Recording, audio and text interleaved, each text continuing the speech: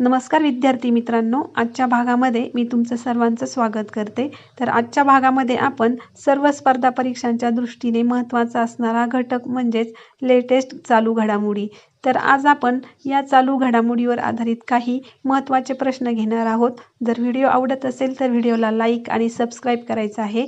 तर आजचा पहिला प्रश्न आहे, महाराष्ट्राच्या पहिल्या महिला मुख्यमंत्री होण्याचा मान कोणाला मिळाला आहे? तर या प्रश्नाचं उत्तर असणार आहे पर्याय क्रमांक 2 सुनेत्रा अजित पवार। तर सुनेत्रा अजित पवार यांना महाराष्ट्राच्या पहिल्या महिला उपमुख्यमंत्री होण्याचा मान मिळाला आहे।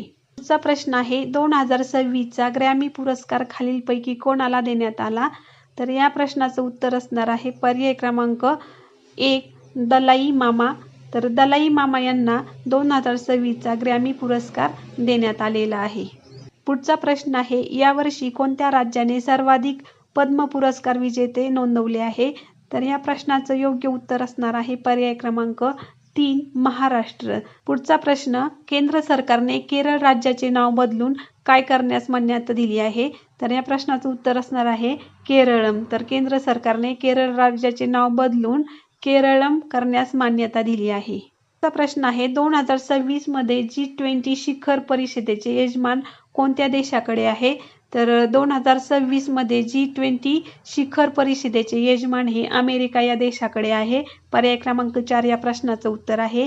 2023 मध्ये भारत या देशाकडे होते, 2024 मध्ये ब्राझील या देशाकडे होते आणि 2025 मध्ये दक्षिण आफ्रिकेकडे होते आणि 2026 मध्ये अमेरिका या देशाकडे G20 शिखर परिषदेचे यजमानपद आहे।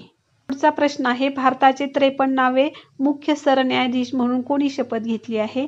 तर या प्रश्नाचं उत्तर असणार आहे पर्याय क्रमांक 3 न्यायमूर्ती सूर्यकांत शर्मा। तर विद्यार्थी मित्रांनो, भारताचे 53वे मुख्य सरन्यायाधीश म्हणून न्यायमूर्ती सूर्यकांत शर्मा यांनी शपथ घेतलेली आहे। पुढचा प्रश्न आहे, जानेवारी 2026 मध्ये महाराष्ट्रातील कोणत्या दिग्गज नेत्याचे अपघाती निधन झाले? तर या प्रश्नाचं उत्तर असणार आहे पर्याय क्रमांक 3 अजित पवार। तर जानेवारी 2026 मध्ये महाराष्ट्रातील अजित पवार या दिग्गज नेत्याचे अपघाती निधन झालेले आहे। पुढचा प्रश्न आहे, प्रजासत्ताक दिन परेड मधील विचित्र रथ स्पर्धेत पहिला क्रमांक कोणत्या राज्याला मिळाला आहे? तर या प्रश्नाचं उत्तर असणार आहे पर्याय क्रमांक 1 महाराष्ट्र राज्य। तर आपल्या महाराष्ट्र राज्याला प्रजासत्ताक दिन परेडमधील चित्ररथ स्पर्धेत पहिला क्रमांक मिळाला आहे आणि दुसऱ्या क्रमांकाचं बक्षीस किंवा दुसरा क्रमांक हा जम्मू काश्मीर या राज्याला मिळालेला आहे। पुढचा प्रश्न आहे, शासकीय रुग्णालये आणि शहरी आरोग्य केंद्रांमध्ये विशेष रजोनिवृत्ती क्लिनिक सुरू करणारे देशातील पहिले राज्य कोणते आहे? तर या प्रश्नाचं उत्तर असणार आहे पर्याय क्रमांक 2 महाराष्ट्र। तर शासकीय रुग्णालये आणि शहरी आरोग्य केंद्रांमध्ये विशेष रजोनिवृत्ती क्लिनिक सुरू करणारे महाराष्ट्र हे पहिले राज्य आहे। पुढचा प्रश्न आहे, भारताच्या पहिल्या मानवयुक्त खोल समुद्रातील पाणबुडी मोहिमेचे नाव काय आहे? तर या प्रश्नाचं उत्तर आहे पर्याय क्रमांक 4 समुद्रयान। भारताच्या पहिल्या मानवयुक्त खोल समुद्रातील पाणबुडी मोहिमेचे नाव समुद्रयान आहे। पुढचा प्रश्न आहे, 2026च्या नोबेल शांतता पुरस्कारासाठी कोणाचे नामांकन करण्यात आले आहे? तर या प्रश्नाचं उत्तर असणार आहे पर्याय क्रमांक 3 डोनाल्ड ट्रम्प यांचं 2026च्या नोबेल शांतता पुरस्कारासाठी नामांकन करण्यात आले आहे।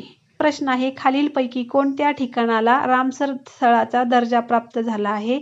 तर या प्रश्नाचं उत्तर असणार आहे पर्याय क्रमांक 4 1 आणि 2 दोन्हीही, म्हणजेच छारी थांड गुजरात, त्यानंतर पाटणा पक्षी अभयारण्य उत्तर प्रदेश। पुढचा प्रश्न आहे, 2026 हे वर्ष कोणत्या राज्याने शेतकरी कल्याण वर्ष म्हणून घोषित केले? तर या प्रश्नाचं उत्तर असणार आहे पर्याय क्रमांक 3 मध्य प्रदेश। पुढचा प्रश्न आहे, निर्मला सीतारमण यांनी सलग कितव्यांदा अर्थसंकल्प सादर केला आहे? तर या प्रश्नाचं उत्तर आहे पर्याय क्रमांक 3 9व्यांदा। तर निर्मला सीतारमण यांनी सलग 9व्यांदा अर्थसंकल्प सादर केला आहे। प्रश्न आहे, इंदिरा गांधी शांतता पुरस्कार 2025 ने कोणाला सन्मानित करण्यात आले आहे?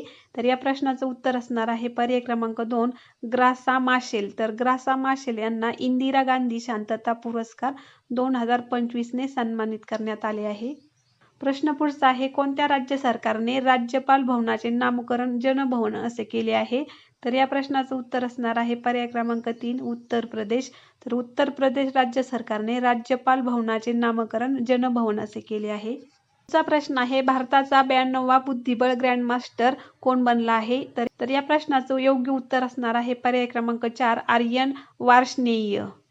प्रश्न आहे महाराष्ट्राचे नवे मुख्य सचिव म्हणून कोणाची नियुक्ती करण्यात आली आहे? तर या प्रश्नाचं उत्तर आहे पर्याय क्रमांक 2 राजेश अग्रवाल. तर राजेश अग्रवाल यांची महाराष्ट्राचे नवे मुख्य सचिव म्हणून नेमणूक करण्यात आलेली आहे. प्रश्न आहे बॅसिलस सबटिलिस ला कोणत्या राज्याने सूक्ष्मजीव म्हणून घोषित केले आहे? तर या प्रश्नाचं उत्तर असणार आहे पर्याय क्रमांक 3 केरळ. पुढचा प्रश्न आहे मोफत कॅशलेस आरोग्य सेवा देण्यासाठी मुख्यमंत्री आरोग्य योजना कोणत्या राज्यात सुरू करण्यात आली आहे? तर या प्रश्नाचं उत्तर असणार आहे पर्याय क्रमांक 1 पंजाब. पंजाब या राज्याने मोफत कॅशलेस आरोग्य सेवा देण्यासाठी मुख्यमंत्री आरोग्य योजना सुरू केली आहे. पुढचा प्रश्न आहे आर्थिक सर्वेक्षण 2025-26 मध्ये भारतात राहण्यासाठी कोणते शहर सर्वोत्तम ठरले आहे? तर या प्रश्नाचं उत्तर असणार आहे पर्याय क्रमांक 4 पुणे.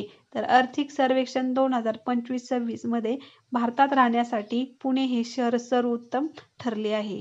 तर या पुढचा प्रश्न आहे कोणत्या राज्य सरकारने जानेवारी 2026 पासून गुटखा आणि सर्व तंबाखू निकोटीनयुक्त अन्न उत्पादनांवर पूर्ण बंदी घालण्याचा आदेश दिला आहे? तर या प्रश्नाचं उत्तर असणार आहे पर्याय क्रमांक 3 ओडिशा सरकार. पुढचा प्रश्न आहे T20 पुरुष वर्ल्ड कप 2026 कोणत्या देशामध्ये आयोजित केला जाणार आहे?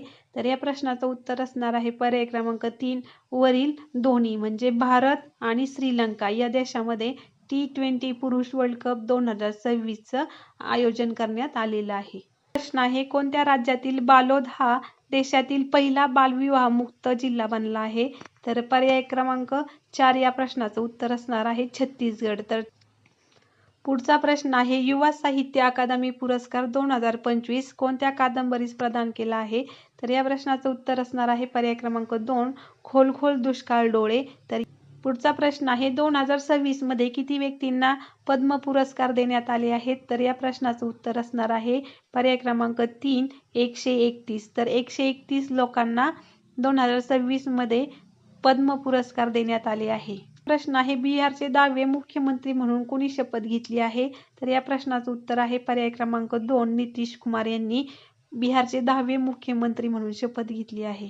प्रश्न आहे 2025चा जागतिक शांतता आणि सुरक्षा नेतृत्व पुरस्कार कोणाला देण्यात आला आहे? तर या प्रश्नाचं उत्तर असणार आहे पर्याय क्रमांक 3 श्री रविशंकर. तर रविशंकर यांना 2025चा जागतिक शांतता आणि सुरक्षा नेतृत्व पुरस्कार प्रदान करण्यात आलेला आहे. पुढचा प्रश्न आहे भारतातील पहिले ड्रोन सिटी कोणत्या राज्यात विकसित केले जाणार आहे? तर या प्रश्नाचं उत्तर असणार आहे पर्याय क्रमांक 2 आंध्र प्रदेश. तर आंध्र प्रश्न आहे 24वी आशियाई तिरंदाजी स्पर्धा कोठे आयोजित करण्यात आली होती? तर या प्रश्नाचं उत्तर असणार आहे पर्याय क्रमांक 3 बांगलादेश. तर 24वी आशियाई तिरंदाजी स्पर्धा बांगलादेश देशात आयोजित करण्यात आली होती. तर अशा पद्धतीने आज आपण चालू घडामोडीविषयीचे महत्त्वाचे असे प्रश्न पाहिलेले आहेत. हे प्रश्न सर्व स्पर्धा परीक्षांसाठी खूप महत्त्वाचे असणार आहे. जर व्हिडिओ आवडला असेल तर व्हिडिओला लाईक आणि सबस्क्राईब करा. धन्यवाद.